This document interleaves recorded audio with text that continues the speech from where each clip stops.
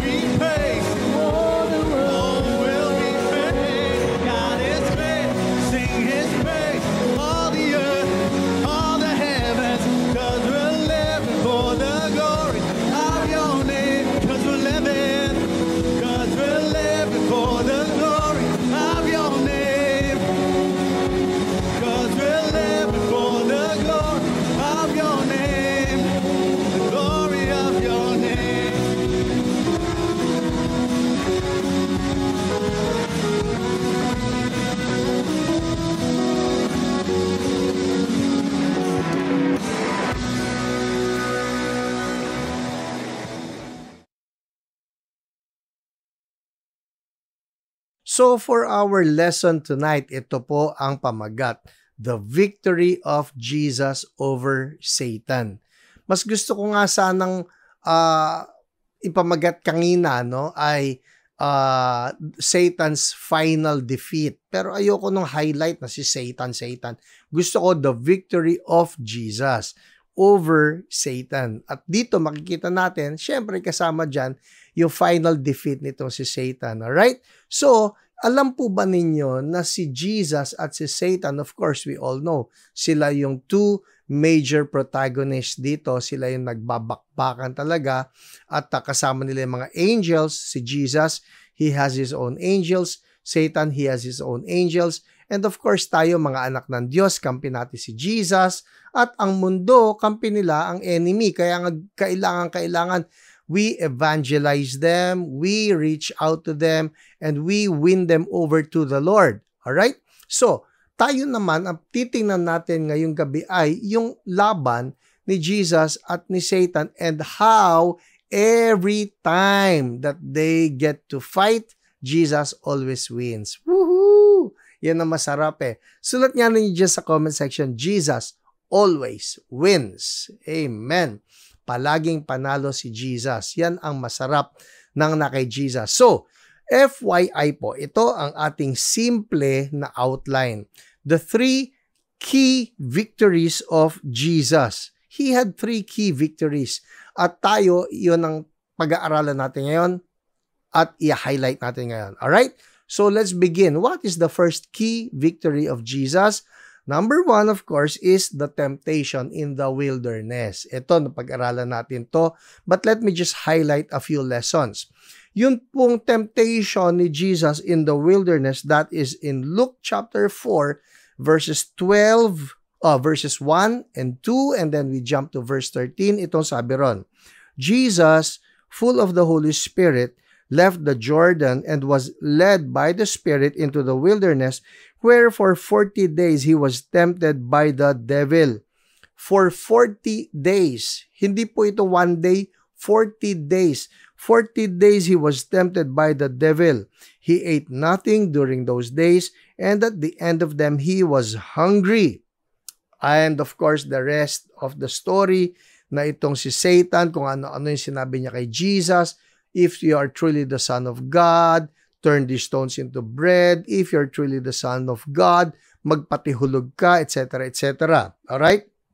And then, of course, we all know that in all of the temptings that Satan did, Jesus was triumphant. And so, it says in verse 13, when the devil had finished all this tempting, he left him until an opportune time. Alright? So, ito yung unang-una nilang paghaharap. And obviously, nanalo po si Jesus. Now, what is so important about this confrontation and the victory of Jesus? Ito po yan eh. You remember, back in Genesis chapter 3, the same thing took place. Lumitaw din itong si Satan. But this time around, it was not in the wilderness. Ito po ay nangyari sa Garden of Eden, aka Paradise. What happened? Ito po sabi yan, Genesis 3, 1 and 2. Now the serpent, and we all know in the book of Revelation, that serpent was revealed as Satan himself was more crafty than any of the wild animals the Lord God had made. He said to the woman, did God really say, you must not eat from any tree in the garden? And the woman said to the serpent, we may eat fruit from the trees in the garden. Verse 3, but God did say, you must not eat fruit from the tree that is in the middle of the garden, and you must not touch it, or you will die. Well, we all know the rest of the story. Ito pong si Eve at si Adam. Hindi lang si Eve at si Adam ay nagpaloko dito kay Satan. Now, the important thing about the victory of Jesus over Satan in the temptation in the wilderness is that, ito po yan, he did a reversal of what took place in the Garden of Eden. Binaligtad niya ang istorya. Kung papaano doon sa Garden of Eden, the one in control, the one in charge was man, and the devil did not have any authority. Yun nga lang, because of the fall of Adam and Eve, nakuha ng devil ang authority over man. But when it was Jesus who was tempted by the devil, not in a paradise, but in the wilderness, Jesus reversed it. Hallelujah! Binaligtad niya. Ang maganda pa kay Jesus, sa hindi maganda na sitwasyon na ipanalo pa rin niya. Si Adam and Eve nga nasa perfect na sila na condition because everything in paradise, everything in the Garden of Eden was perfect, and yet they still lost to the temptation of the serpent. Si Jesus, he was in the wilderness, everything was ugly, and the Bible says that there were even wild beasts in the wilderness nung nandoon si Jesus. And so the tempter came tempting him, but instead of giving in, he won. Hallelujah! Anong istorya niyan para sa atin? Ito po yan. That even in our worst of situations, Jesus is telling us, if Jesus is in us, we can still win the victory. Hallelujah! Baka may nanonood sa atin ngayon and you're thinking, ang pangit ng iyong kalagayan, ang pangit ng iyong sitwasyon, you may be facing a crisis, you may be facing a dilemma, you may be facing a sickness or a disease, you may be facing hopelessness, there could be darkness in your life right now, there could be darkness in your family right now, and Jesus is telling you, kung siya nanalo doon sa wilderness against all of the temptings of the devil, that means that he has reversed. Hallelujah! He has reversed the temptations of the devil, na sa halip na siya ang nananalo, sa halip na si devil ang nananalo, si Jesus ay pwedeng manalo. Hallelujah! Sulat niyo dyan sa comment ninyo, reversed. Woo! Reversed. Yun po ang unang victory ni Jesus dito, and that is very important for us. Na wag na tayong mag-dwell dito sa nangyari sa Garden of Eden, that Adam and Eve lost to the temptations of the devil. Yung sinasabi natin, tao lang ako. People, Jesus came as the second Adam. He's the last Adam. Tinapos na niya. No more. Bago na tayo, which is why 2 Corinthians 5:17, if anyone is in Christ, he is a new creation. Hallelujah, new creation. The old is gone.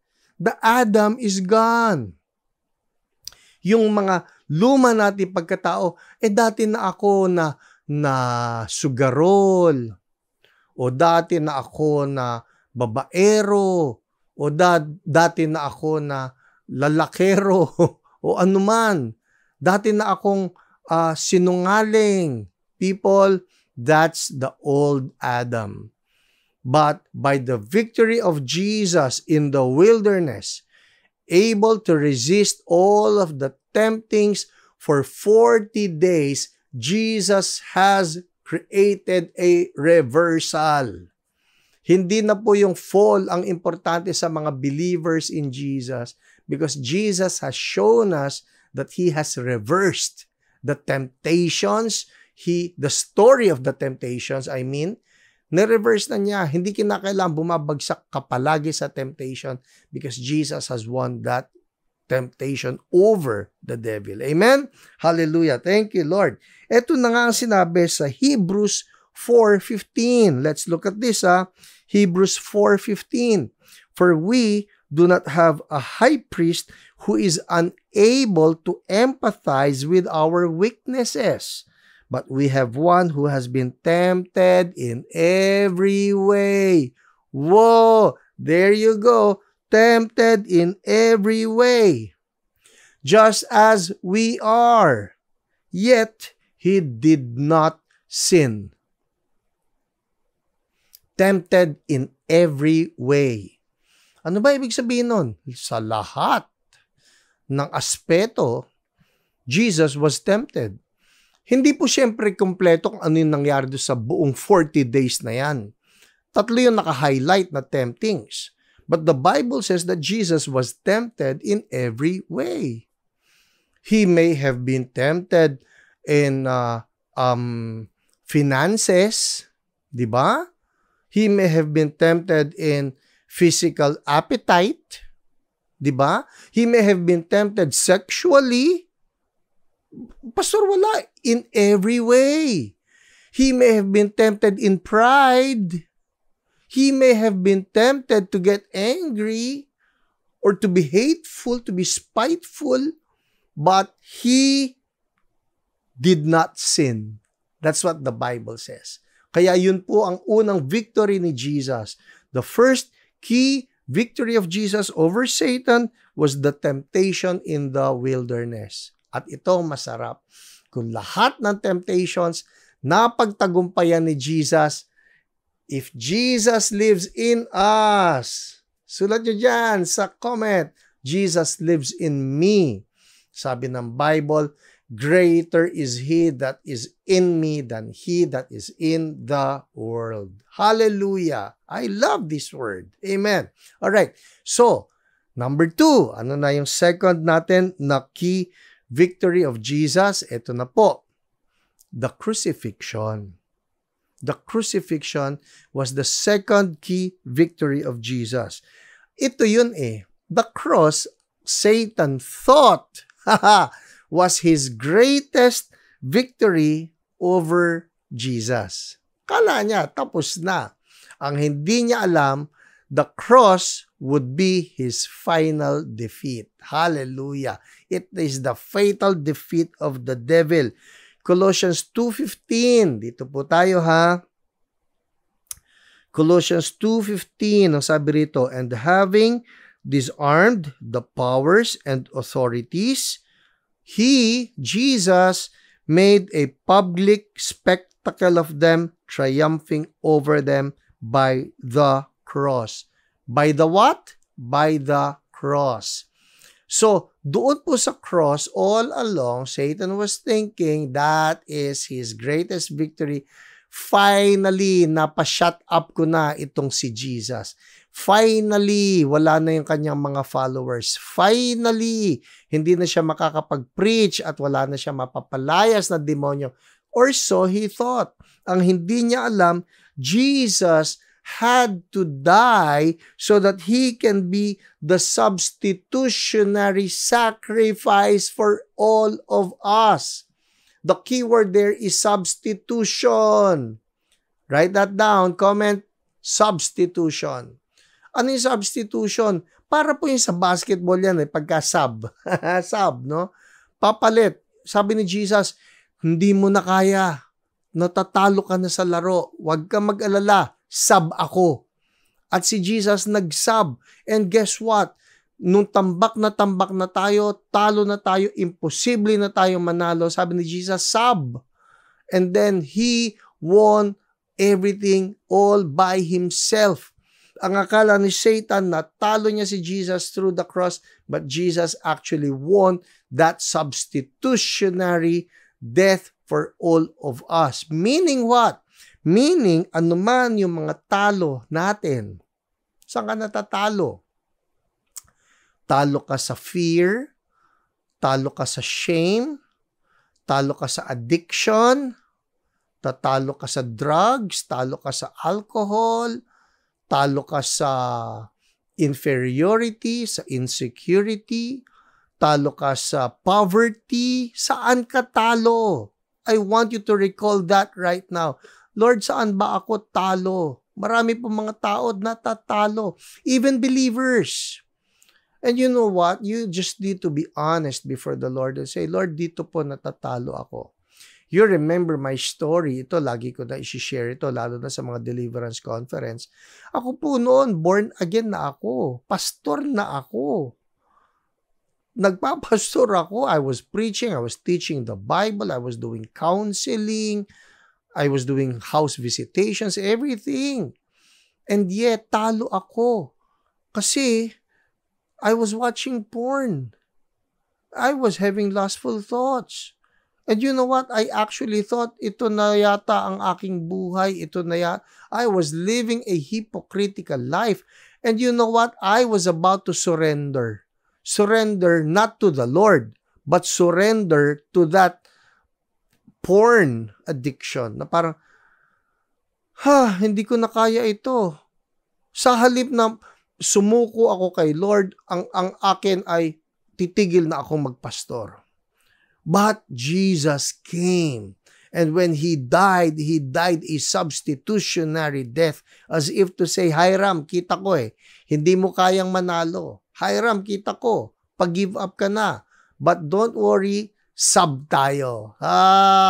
Jesus came. He came in as a substitute. No, not as the substitute.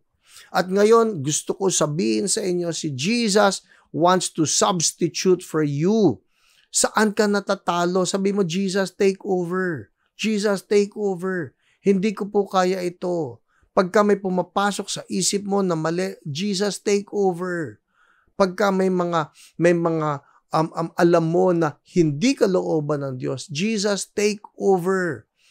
Napaka-importante nito. In Hebrews chapter 2, verses 14 and 15, ito po ang sinabi, since the children have flesh and blood, He too shared in their humanity, so that by His death, He might break the power of him. Sa 1984 na NIV, that He might destroy the power of him who holds the power of death, that is the devil, and free those who all their lives were held in slavery by their fear of death. Wala na tayong pag-asa. Jesus came. Sabi niya, sub. Woo! Sub. At nung sumab si Jesus, He took over and He destroyed the power of the devil, and that is death. So ano ginawa ni Jesus? Pumasok siya through the cross, pinasok niya ang death. Pinasok niya ang death so that He can deal with death. Hallelujah. Thank you, Jesus. And that will lead us to our third key victory of Jesus. So the third key victory, ito na yung pangatlo, was number 1, the victory in the temptation in the wilderness. Number 2, the crucifixion. Ang akala ni devil, yun na, yung panalo na, patay na si Jesus. No. Jesus was only using the crucifixion so that He can face death. Kasi death talaga ang panakot ng devil Lahat kayo ng mga tao papatayin ko. By the way, did you know that in the Old Testament, all of those who were believers in God, all of those who were believers in Yahweh, did not really proceed to heaven immediately? Alam po ba niyan? Ulitin ko Lahat po ng mga nananampalataya, in the Old Testament, you have King David, you have Abraham, you have Isaac, Jacob, Joseph, Moses, all these guys, Isaiah, Ezekiel, all of them. Alam ba ninyo na sa Old Testament walang dumiretso sa langit? Wala pong dumiretso sa langit. Bakit? Kasi nga, pigil sila hanggang death. Which is why you have Abraham's bosom. In the time of Jesus, nung nabubuhay pa siya rito sa mundo, when He walked the planet, lahat po ng Old Testament believers were in Abraham's bosom. Kaya nung si Lazarus, yung kwento, yung Lazarus and the rich man, you remember? Nasaan si Lazarus? He was in Abraham's bosom. He was not in heaven. He was in Abraham's bosom. So ano lang ito? Parang ganito po yan. You have death. Death is a place. Ang tawag nila Sheol or Hades. Same thing. Nandun sila. Pero doon may hati. So there are those believers na doon sa tinatawag na Abraham's bosom, and then there's the great chasm, C-H-A-S-M. Doon sa kabila ng chasm would be hell. Wow! Yes, hell or Hades or Sheol. Pero nandun lang sila. What was separating them would be the great chasm. Kaya naalala niyo, sabi nitong si rich man, sabi niya, Abraham, help. Can you just send Lazarus over to dip the tip of his finger and give me some water? Kasi init na init sila ron. Sabi ni Abraham, sorry, I cannot do that. There's a great chasm. There's a great separation between the two of us. In short, Old Testament believers, hindi nakaakyat. Hindi po. Which is why everybody's afraid of death. Nobody can escape death. Oh, ngayon ko lang narinig yun. Ngayon, na-share ko na. And so we go to the third key victory of Jesus. The first, temptation in the wilderness. The second, crucifixion. The third key victory of Jesus is the resurrection. Hallelujah! The resurrection. Ito na po. Revelation 1:18. Ang sabi rito, I am the living one. I was dead. Sino ito? Jesus. Okay? I am the living one. I was dead. And now look, I am alive forever and ever. And I hold the keys of death and Hades. Whoa! Bakit siya kailangang mamatay? So that he can go underneath to Hades. Grab the keys. Keys speak of authority. And Jesus is saying, now I have authority over death. Now I have authority over Hades. Jesus' resurrection from the dead confirmed his victory over sin and death and serves as the ultimate proof that Satan's power is defeated, is broken. Hallelujah. Kasi noon, yung death lang ang panako talaga ni Satan sa lahat ng mamamatay. I have a hold on you. You cannot go to heaven. I have a hold on you. Sabi ni Jesus, I'll get those keys. Binawi niya yung keys, and now, guess what? Wala nang panakot si Satan sa mga believers in Jesus, which is why the Apostle Paul says this. 1 Corinthians 15, 55 to 57. Where, O death, is your victory? Where, O death, is your sting? The sting of death is sin, and the power of sin is the law.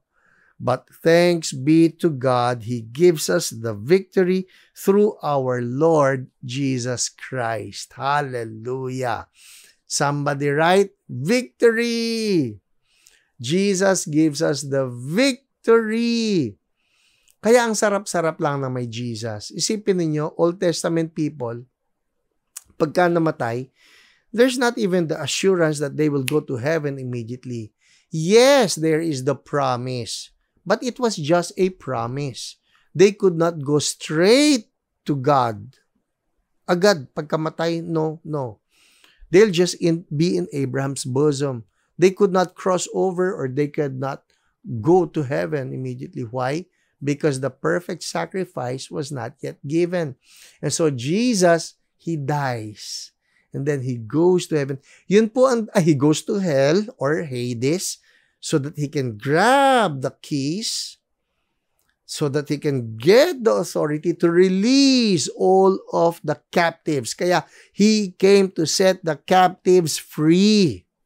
Hallelujah! Ang sarap ng may Jesus. Ito pa po isang verse which will show you that the resurrection truly set free so many believers. Matthew 27. Ito bihira natin ito na pag-uusapan. Matthew 27, 51 to 53. Pagkamatay ni Jesus, alright? Ito yung nakapako siya and then He dies. Ang sabi rito, at that moment, the curtain of the temple was torn in two from top to bottom. The earth shook and the rock split. the tombs broke open, and the bodies of many holy people who had died were raised to life. Huy, wow. They came out of the tombs, and after Jesus' resurrection, they went into the holy city and appeared to many people. Ito po sample lang ito. Kumbaga ba sa alam niyo sa grocery yung may mga sample na patusok lang ng konting chicken o patusok ng konting cheese, mga sample-sample. Hindi ito yung malakihan. Kung gusto mo malakihan, bumili ka ng marami. Ganon din ito. Ang langit para nagpasample. Sabi lang ni Jesus, o sige, sasampulan ko kayo. This is how powerful my resurrection is. Magbibigay ako sa inyo ng demonstration. May konti lang na bumangon mula sa patay. But this time around, they were in their full bodies. Hindi sila mga bulok o hindi sila mga bangkay, hindi sila yung mga bungo, buto-buto, hindi. Mga bodies. Why? Jesus was showing, see, I told you, I am the resurrection and the life. So through the resurrection, Jesus showed the devil, I am boss. And I am boss even over your most powerful weapon, which is death. Pati ang death ngayon, pinagtawanan na, death is your sting. Wala ka naman pala eh. Kaya tayo na mga believers in Jesus, we die, okay lang, because we know when we die, we go straight to Jesus. Amen. Now, so, natalo si Satan in the temptation, natalo si Satan in the crucifixion, at natalo si Satan in the resurrection. Ibig ba sabihin, wala na siyang kwenta ngayon, hindi na siya nakakasira? Nakakasira pa rin po. Kaya nga sinabihan tayo ng 1 Peter chapter 5 verses 8 to 9. Let me read to you. Be alert and of sober mind. Your enemy, the devil, prowls around like a roaring lion looking for someone to devour. Sandali, Pastor. 1 Peter. Nag-resurrect na si Jesus dyan na. Exactly. At ito po sinasabi ko sa atin ngayon. Just because Jesus has resurrected, it does not mean that the devil is not offering some resistance. May resistance pa rin. Kaya sinasabi rito, resist him. Pumalag din tayo, standing firm in the faith, because you know that the family of believers throughout the world is undergoing the same kind of sufferings. Write this down, resist him. Pumalag daw tayo, resist him. Sabihin nga natin, in Jesus' name. Yun ha, in Jesus' name. Satan, natalo ka na ng aking Panginoon. But this is the whole conclusion, alright? So, pumapalag-palag pa si Satan. Yes, pumapalag-palag pa siya. Nanggugulo pa siya, nangungulit pa siya. But, he knows this. One last verse for tonight. Revelation chapter 20, verse 10. And the devil who deceived them was thrown into the lake of burning sulfur, where the beast and the false prophet had been thrown. They will be tormented day and night forever and ever. Amen. Hallelujah. Nanalo na po si Jesus. Hindi na mababago ang istorya. Yes, pumapalag-palag pa si Satan, pero hanggang ganon na lang ito because his doom has been prophesied. The devil will be burning in hell forever and ever, tormented day and night. And that ends the spiritual warfare. Dahil pag nangyari na po yan, wala nang kalaban. We will just be enjoying God forever and ever. But for now, may laban pa rin. Tuloy-tuloy po ang laban. Never give up. Ang importante, nakakapit tayo kay Jesus. He is the victorious one. Amen? People, ito po yan ha. Don't miss out on the next series. Exciting po yan. And we will be announcing that also sa Sunday. Ngayon pa lang, medyo nangangati na ako. We will be tackling the whole book of James. It's the book of practical Christianity. Ay, ang ganda nito. Well, with that, let's pray. Lord, salamat po sa inyo for everything that we've learned in this spiritual warfare series. Lord, nakita namin totoo ang bakbakan. Lord, forgive us. Minsan binabaliwala namin, natatalo tuloy kami. But Lord, with the knowledge that we have gained, I pray for every brother and sister of mine, help us to be victorious. Lord Jesus, because you are victorious, we are victorious. Because greater is He that is in us than he that is in the world. Jesus, we love you. We appreciate you. We thank you for your victory. You are the greatest. Hallelujah. You are the King of Kings. You are the Lord of Lords. In your name we pray, and everybody say, Amen. Amen. Well, people, don't leave yet. Magpe-pray pa po tayo. That's a very important part.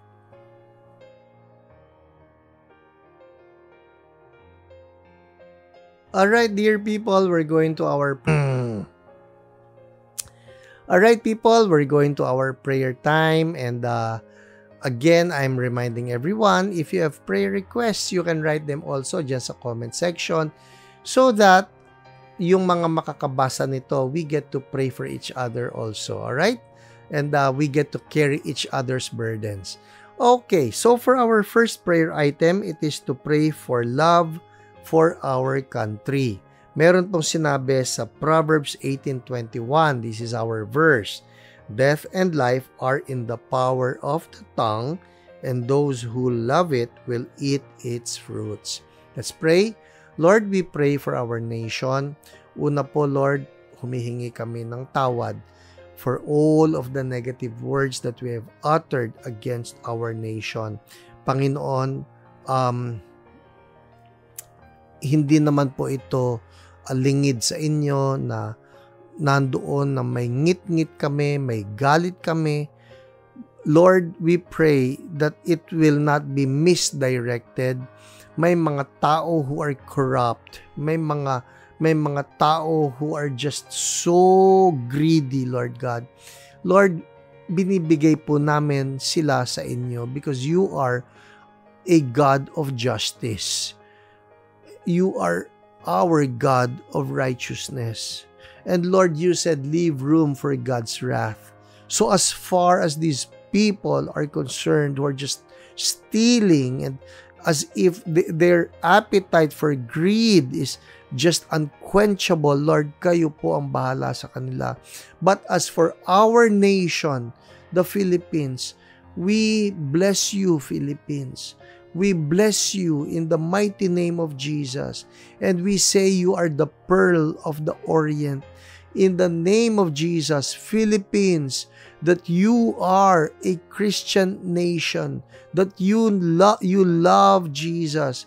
Philippines, that you have a destiny, and that you are named after the first evangelist in the book of Acts. And that is Philip the evangelist. Philippines, rise up to your calling. Philippines, you are a missionary sending nation. Oh Lord, we pray, have mercy on the Philippines and bring us back to our destiny as a nation. Mag-prosper kami, Lord. Yung mga panahon na sinasabi that the Philippines is the new tiger in Asia, Lord, let it happen. In the mighty name of Jesus, Lord, come to our rescue. Lord, can a nation be born in a day? Yes, it can be with your help. So Lord, come. Hindi namin alam how it will happen, but Jesus, we say, you reign over the Philippines. In Jesus' name, thank you, Lord. Amen, amen. All right, number 2. Let's pray for this. Love for people and love for family. That includes salvation, unity, and peace. The verse here is 1 John chapter 4 verses 7 and 11. Ang sabi po rito, Beloved, let us love one another, for love is from God, and whoever loves has been born of God and knows God. Verse 11, Beloved, if God so loved us, we also ought to love one another. Pag-pray natin ito, pwede patong nyo lang kamay nyo sa puso nyo. Lord, humihingi po kami more love. On our own, Lord, we admit kulang kami sa love. On our own, we admit our bankruptcy in love. But Lord, we pray overflow in us and through us. Lord, naaalala ko po si Heidi Baker, yung kanyang motto, if it's called a motto, stop for the one, stop for the one. Oh Lord, kami ng mga CSB people o lahat ng mga born-again people, those who call themselves Christians, oh Jesus, give us genuine love.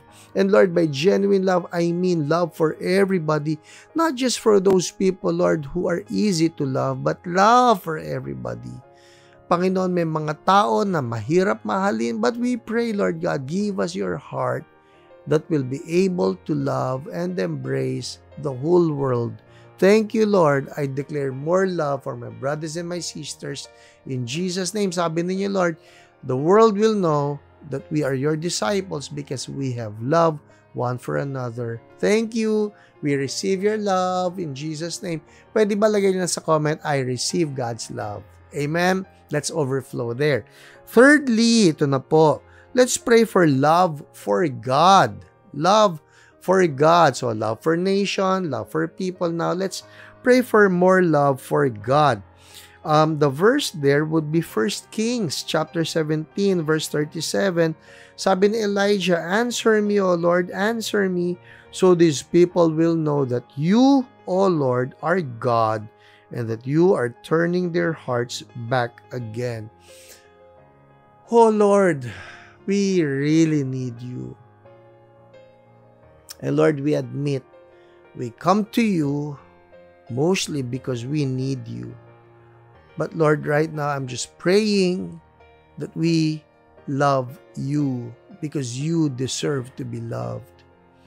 Lord, for me, for my whole household, for the entire CSB, for all of the pastors, all of the ministers, all of the members and attendees, oh Lord Jesus, that we will just love you. Oh Lord, we pray we will love you genuinely. Pour out so much love in our hearts, Lord, so that we can love you back. Lord, sabi ninyo, you demonstrated your love towards us in that while we were yet sinners, Christ died for us. You were the first to love, Lord. Kayo unang nagmahal. Maibalik namin yung pagmamahal na ito, oh Lord, through our lives, that we will love you with all our heart, soul, mind, and strength. Thank you. We love you, Jesus. We love you, Father. We love you, Holy Spirit. In Jesus' name, amen, amen. Well, people, that's it for our Hunger Night. And I'll be seeing you on Sunday, 9 a.m. and 11 a.m. And next week, we start the series on Practical Christianity based on the book of James. It's going to be wonderful. That's it. God bless everybody. Good night.